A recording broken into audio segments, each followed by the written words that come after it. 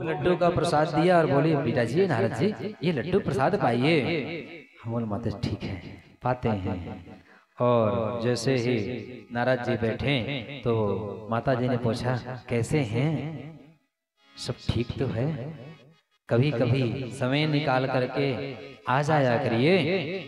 नारद जी ने कहा माता आना जाना तो ठीक है, लगा ही रहता है, कोई वो नहीं है, पर आजकल मन होता नहीं है क्योंकि सब लोग प्रपंच वाले हो गए हैं। आजकल लोग आपसे थोड़ा मीठी मीठी बात भी करें ना तो समझिए कुछ गड़बड़ है।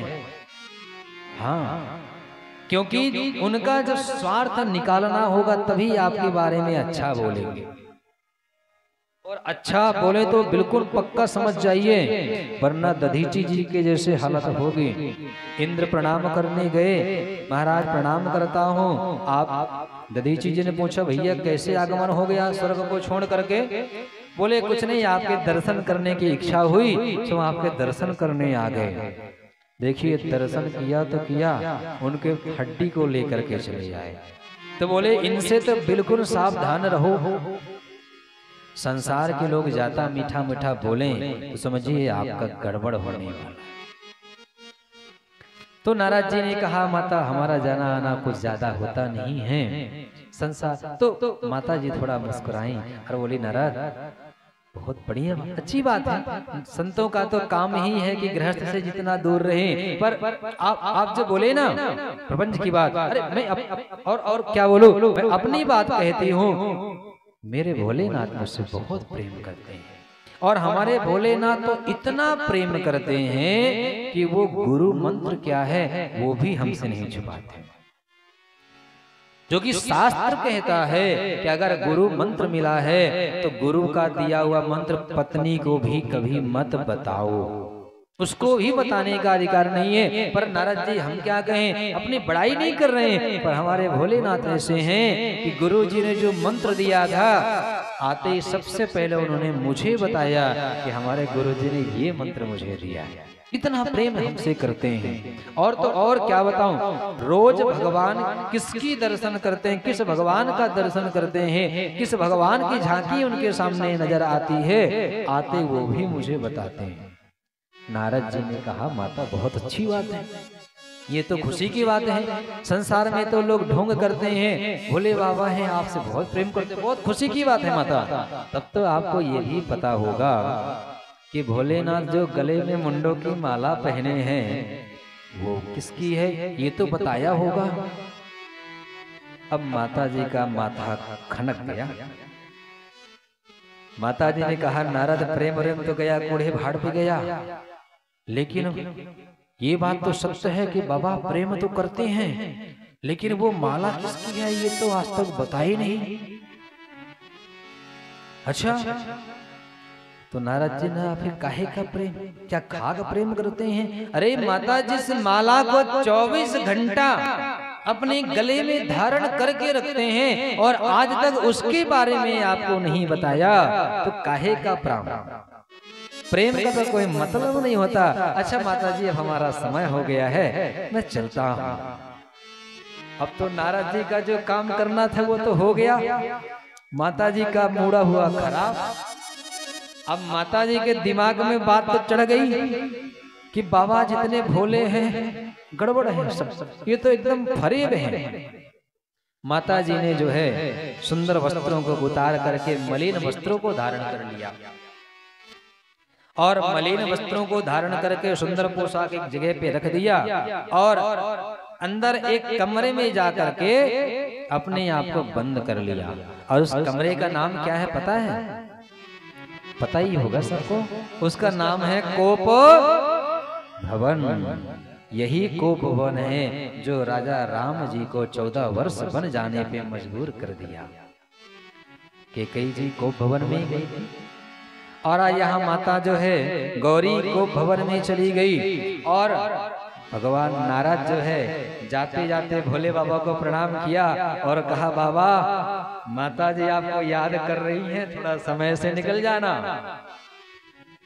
भोले बाबा ने कहा कि नारद जी आप गए जाके आए हैं तो याद ही कर रही होगी, क्योंकि आप जहां जाएं और वहां सब ठीक ठीक तो राम भरोसे ही, आप जाने के बाद पत्नी पति को याद न करे ये तो असंभव है। और इशारा करके नारद जी वहां से चले गए। और जब भगवान समाधि से निकले और गए तो माता का जो स्वरूप देखा, मलिन वस्त्र हैं, थोड़ा क्रोधावस्था में हैं। भोलेनाथ जी ने कहा, देवी क्या बात है, ये पोशाक, ये मलिन वस्त्र क्यों, और ये कोप भवन में क्यों?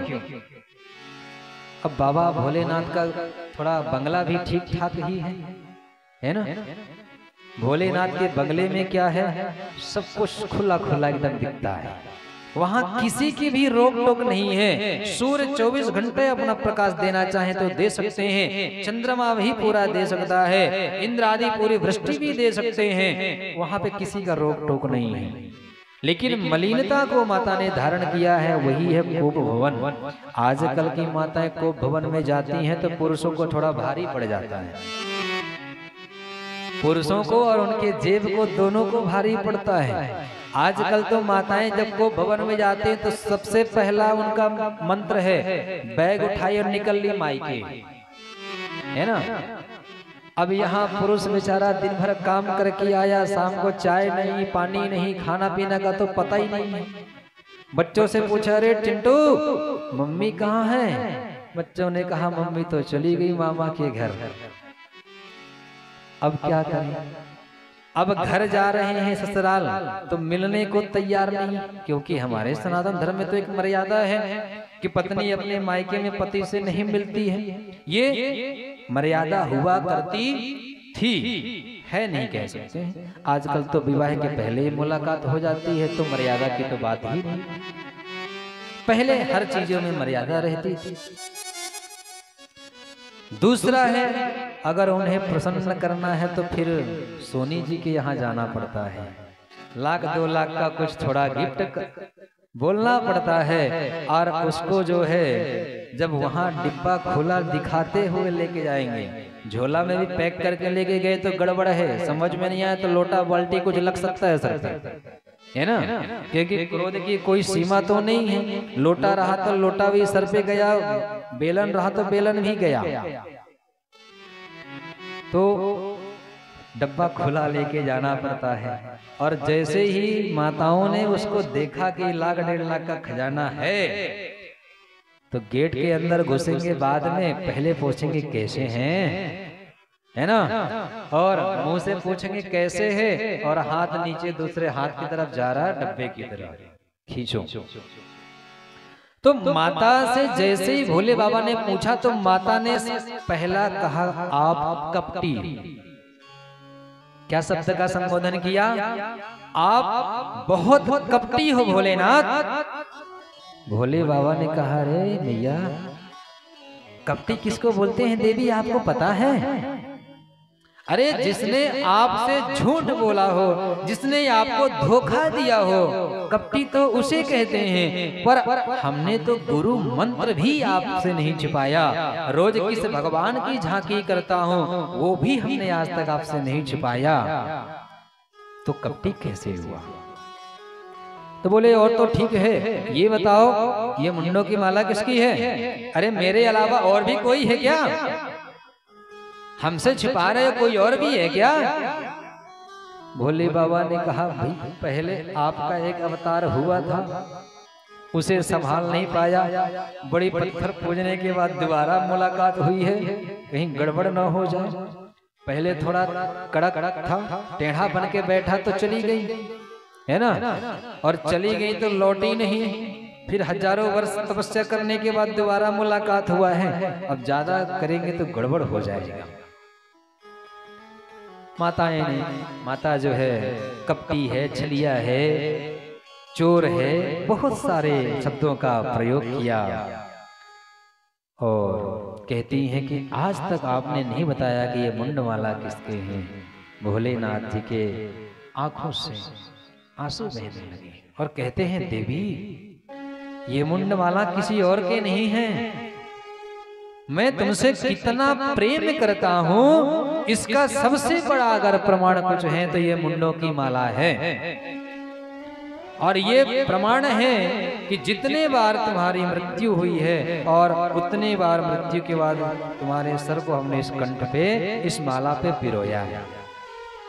तो ये भी सबूत है कि तुम्हारे इतने जन्म हो चुके हैं और हम तुमसे इतना प्रेम करते हैं कि मुंड की माला आज भी धारण करके रखते हैं।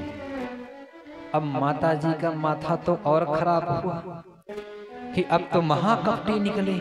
अभी तक तो कपटी थी, अब तो महाकपटी निकले।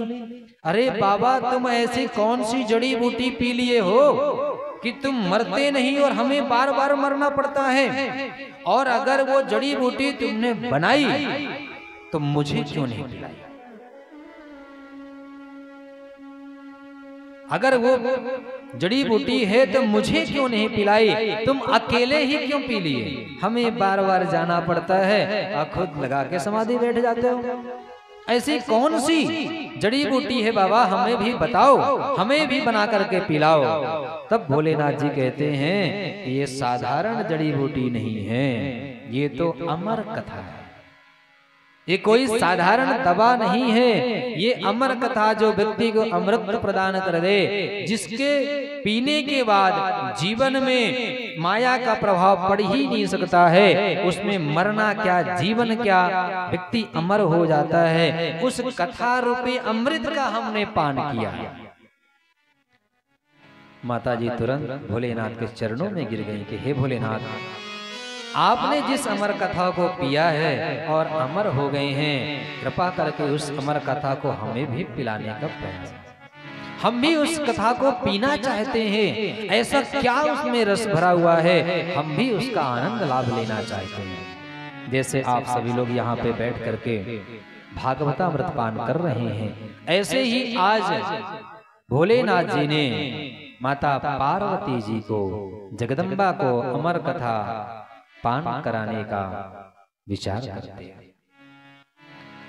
भोलेनाथ जी ने कहा कि देखिए, अमर कथा तो हम सुनाएंगे, लेकिन उसके पहले आप जाके देख के आओ कि इस व्यासपीठ के हमारे कैलाश में कोई पड़ा तो नहीं, कोई है तो नहीं।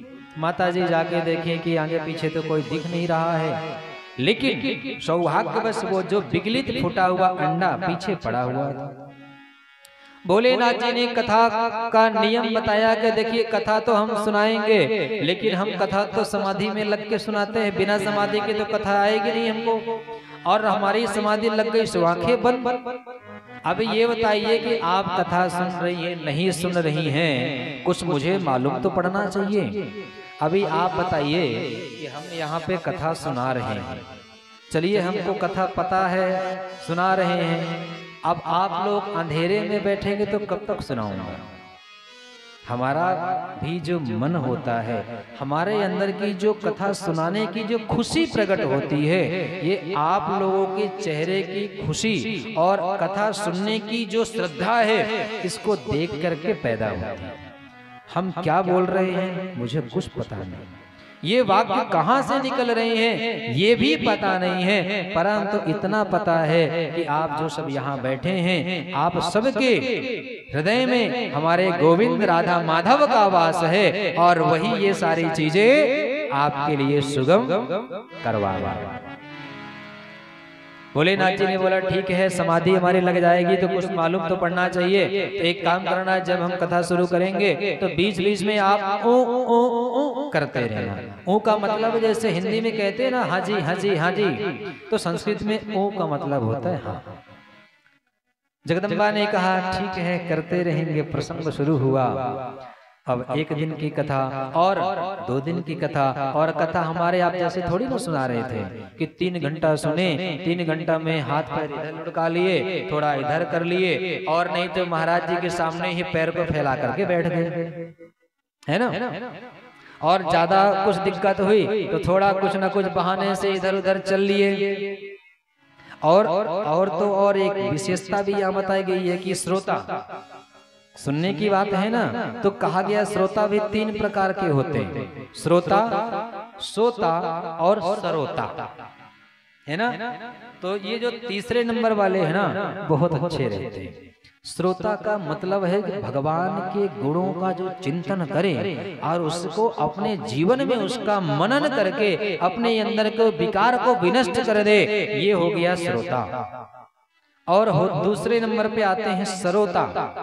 जो कहीं कथा भागवत होती है, कार्ड का निमंत्रण तो आया है, कार्ड आया तो जाना तो पड़ेगा, आकर के बैठ गए और लगे नुक्स निकालने, सरोता लेकर के सुपारी कुट कुट काट रहे है ना, और कह रहे हैं कि यादव जी ने थोड़ा पंडाल छोटा कर दिया है, दूसरी जगह करते तो बड़ी जगह मिल जाती, थोड़ा लाइट कम हो गई है, यहाँ पे ये नहीं किया, वहां पे वो नहीं किया। 3 घंटे व्यास जी बैठे कथा सुना रहे हैं, कोई भजन नहीं हो रहा, कोई कविता मनोरंजन कुछ कर नहीं रहे हैं, सिर्फ कथा ही सुना रहे हैं। 3 घंटे ऐसे ही बिता देता है कुछ न कुछ नुक्स निकालने में। और ये तीसरे वाले है ना, आहा, ये जहां रहते हैं ना बड़ा आनंद रहता है। तीसरे वाले श्रोताओं में बड़ी विशेषता है। कुछ लोग घर में 10-5 बच्चे रहते हैं, बुजुर्ग लोग होते हैं, बच्चे सोने नहीं देते हैं, तो वो तीसरे नंबर वाले जो सोता होते हैं तो विचार करते हैं कि भागवत हो रही है, सोना है, चलो वहीं सुकून से बैठेंगे, और चोखो पंडित जी कथा कर रहे हैं, व्यास जी कथा कर ही रहे हैं, थोड़ा आवाज भी ठीक ठाक होगी, कथा मधुरस पान करते हुए सुंदर नींद आएगी। अब जब पंडाल पे आते हैं तो ऐसा कोना देखते जहां थोड़ा टिकने को मिल जाए, ऐसे खंबा संभा देखा और बढ़िया टिक गए और लगी समाधि। अब 3 घंटे महाराज जी कथा सुना रहे हैं और 3 घंटे वो बढ़िया झोंका लेके नींद ले रहे हैं। 3 घंटे के बाद जब कथा पूरी हुई और जैसे कहा बोलिए कृष्ण कन्हैया लाल की जयकारा हुआ, सब नींद हो गई। अरे कथा हो गई, लोगों ने कहा हो गई, तो उन्होंने कहा बड़ी सुंदर कथा कही महाराज ने, बड़ा आनंद आया। बगल वाले ने पूछा वो तो सब ठीक है, पर कथा हुई आज किस चीज की कथा हुई?